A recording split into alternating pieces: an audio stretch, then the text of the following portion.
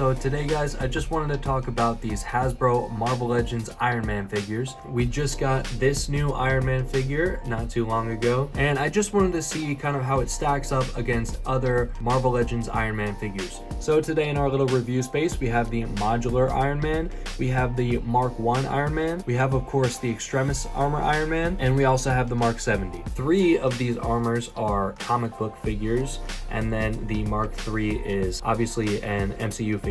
So let's see how this new Iron Man stacks up against the rest of them. And at the end of the video, I'll rank all 4 of them and we'll figure out which one is the best. So first of all, let's talk about the aesthetic.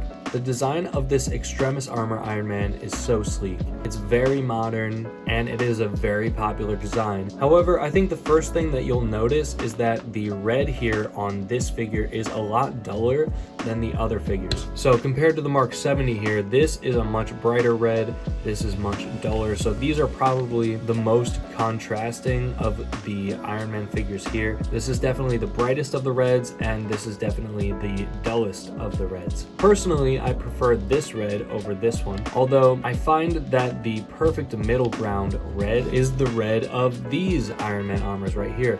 These have almost exactly the same red, this candy hot rod red, and it just works really beautifully. Both of these figures look very nice. Now I will say this Mark 1 Iron Man, the red that they used here isn't necessarily accurate to the movie. It's a lot darker in the movie, I believe. And if I bring in my ZD Toys Iron Man here real quick, this red is much more accurate to the movies. This is kind of a far cry from what it should actually look like. However, I still think it works and it does look very nice. It's just not entirely accurate, and it's definitely better than the red that they used on this Mark 85 Iron Man, but we don't talk about him. But in terms of overall armor design, all of these are pretty different, aside from I'd say these two. I think when it comes to the Mark 3 armor, you can really see the influences from this Extremis armor design. They definitely share that same sort of sleekness, and even like in the chest and the abdomen here, they're trying to cut similar angles. They're giving off a similar vibe. It's very modern, it's very sleek. These two comparatively are much more classic looking designs. I believe that this Mk70 was supposed to be like an amalgamation of a bunch of different Iron Man armors and just whatever Alex Ross thought was cool from different Iron Man armors over the years. And this Modular Iron Man is straight out of the 90s. This is the armor that he wore in the animated TV series, if you watched that growing up. He was also depicted wearing this armor in the 90s Spider-Man cartoon. And like I said, the red on this guy looks really good, although I've noticed that on mine, there's been like some bubbling in the plastic over time. I don't know if you can see that there. It's got these little like pock marks all over the chest. That was not how this guy came out of the packaging. The red on the chest has definitely aged poorly, which is really disappointing because this is one of my favorite Iron Man figures. Another thing that is very distinct about this armor is that the hole in his chest here isn't really like an arc reactor. I don't know if it's supposed to be an arc reactor or not. I honestly can't remember if it was in the show or in the comics, but it's definitely colored gold there. So it's very different from the white on the other figures. The Mk70, his arc reactor is stark white, and while the other arc reactors from the other figures are also white, this one has a blue glow around it. They painted some white around the arc reactor here as well to kind of give it like a glowing effect, and it looks pretty decent. This one, I don't know if you can tell, but it has yellow around the edges. It also shares that same yellow in the eyes. I'm not really sure why they chose to go with yellow. I think it's a bit of an odd choice, but from afar it just looks like white, so I'm not too miffed about it. If I had to pick a favorite one of these Iron Man figures based purely on aesthetic, I think I would choose this one. I'm very biased. I mean, I've got a very special connection to this movie. I went to go see it in the theaters when I was 7 years old, and that's what really got me hooked on the character. But aside from that, I think he also has the best red, and I'm definitely a fan of the more modern armor designs, which is why I really like this one as well. But I think what really brings it home for me is again that nice candy red. Now we've talked a lot about the red, but we haven't talked about the gold yet. On the Extremis armor Iron Man, the gold is very subdued, I guess. It's not nearly as bright as the other golds, going along with the theme theme of this one being a lot more muted than the other ones, which does make sense. This is the armor he wore in Civil War, which is kind of a darker storyline, and it can be very bleak at times, and this armor kind of reflects the tone of that story. Whereas on these two Iron Man right here, they again share very similar colors in the gold department. They're slightly different, but they're very close. Very bright golds, very metallic. This also shares that quality of the gold being metallic. There are some sections on the modular Iron Man though, where the gold is just molded and it's not painted, and it doesn't look nearly as good. So the gold is much more consistent on the Mark III right here. When it comes to the Mark 70, I think they really dropped the ball on this gold because it's entirely just molded plastic. There's no gold paint on this figure whatsoever. Combine that with the really bright red, I think it just makes this figure look like more of a kid's toy than a collectible. I think the aesthetic of this figure could have been really good if they had just spruced up that gold. But as it is, I don't really think it does too much justice to what he looked like in the comics, and I certainly don't think it does much justice to this figure. Obviously, all the head sculpts here are completely different, so it's going to be up to personal preference which one you like the best. I think the MCU helmet design is iconic. The Mark 70 I think looks like the Iron Giant. I really don't like this head sculpt. And the modular helmet is also very simple, but it definitely has more of that retro feel than the Extremis Iron Man. These rectangles on the side of his head as compared to like the circles here, and you have these swooshing lines, whereas there's not too much of that on the side here, but you do get some more angular lines on the head.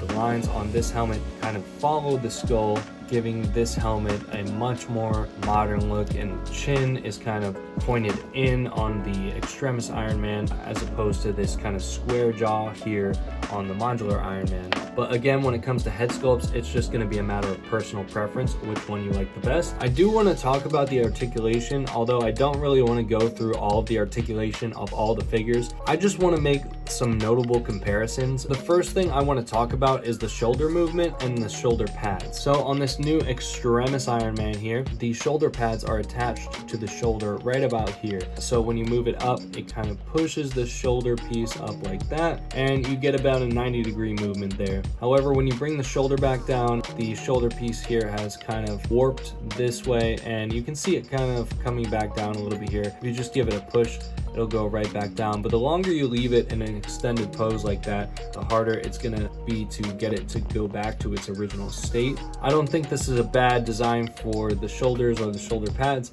I think it definitely could have been better, but this is definitely a solid option. On the Mark III here, you have the shoulder pads that attach behind the ball joint on the shoulder. I think this works much better. I think this is the best way to do the shoulder pads as of right now. Granted, when you move the shoulder up, the shoulder pad kind of shifts down onto the bicep, which doesn't necessarily always look the best, and that kind of gives this whole setup a little bit more validity because the shoulder pad kind of moves up in a much more aesthetically appealing way. However, this is just going to be much more functional in the long run.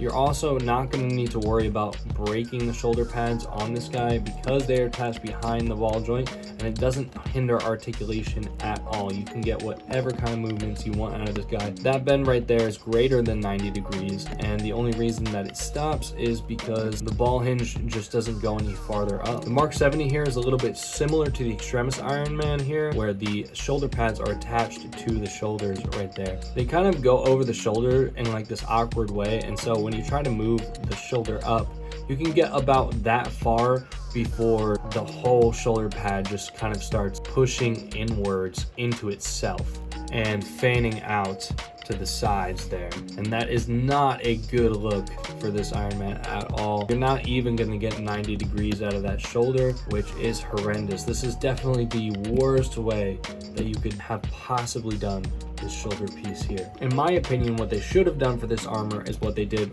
for the modular armor, which is just make that shoulder piece tightly molded to the shoulder. And so when you move the shoulder up, it doesn't impede articulation at all because it's not really even a separate piece. It's just a part of the shoulder. I think that would have worked just fine on this guy. He definitely has the worst shoulder setup out of all of these guys. Another very important area of articulation where these guys differ is the torso area. Going back to our Extremis Iron Man here, you can see he's got a diaphragm joint right here, but he doesn't have anything in the waist, no ab crunch, no nothing, which does give the sculpt more uniformity. It does make it look a little bit better, but at the cost of it being a little bit less functional. This is the diaphragm straight up and down, and if you want to get forward movement, you're only going to get about that much, which is honestly pretty pathetic. Going back is pretty decent. With the Mark III Iron Man, he does also have a diaphragm joint here. You do get more forward movement with this guy. I know it doesn't seem like a lot more. It's not too much more. It is getting a little bit more range. Going back, I believe that is much better. Let's compare it. Honestly, pretty similar. So these two guys right here, they're not winning any prizes for superposability in the torso area, that's for sure. When it comes to the modular Iron Man, he is the only one that has an ab crunch instead of a diaphragm joint. So his forward movement is a lot better. And then for the backward, you also get a significant amount more than the other two. But moving on to the Mark 70, he also just has a diaphragm joint. Going forward is pretty pathetic, definitely the weakest of the bunch.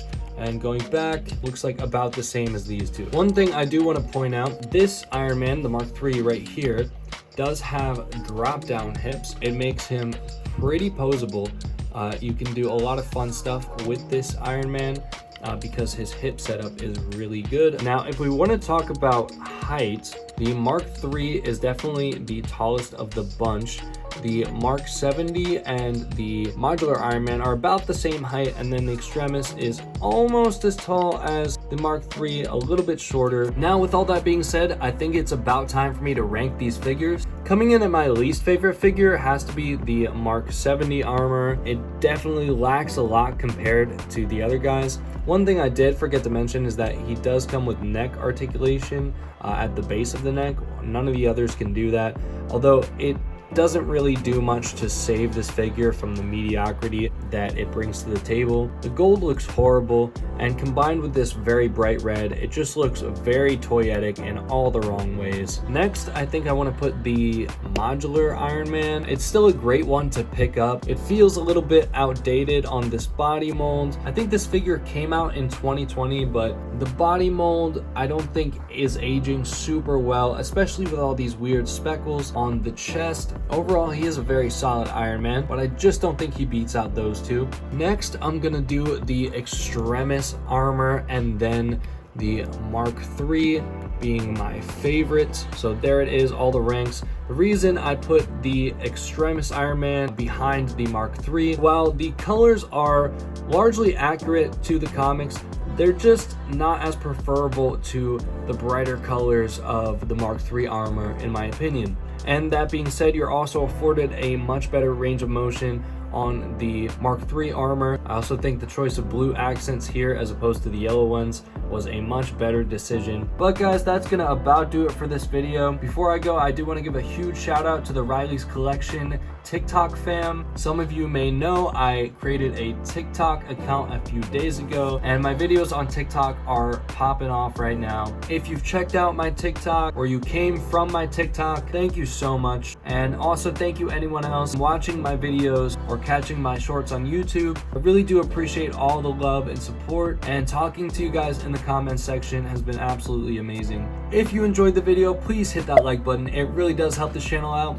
And if you haven't subscribed already, I'd really recommend it, because subscribing to this channel gives you free lifetime virtual access to my collection. And I don't know about you, but that sounds like a pretty good deal to me. All right, guys, have a fantastic day, and I'll see you guys in the next one.